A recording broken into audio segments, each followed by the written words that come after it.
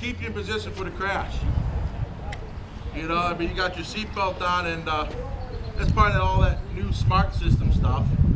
And what they're trying to do is when your vehicle's involved in an accident, they want to fire this, hold you down, keep you in position, keep you in your seat. You know when you're driving and you try and lean forward and you can't, and it's really annoying? That's probably what that is.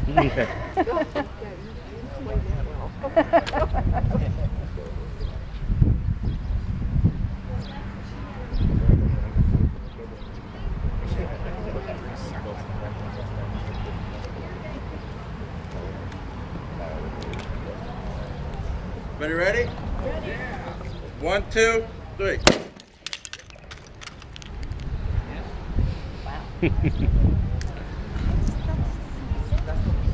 Why do we stop?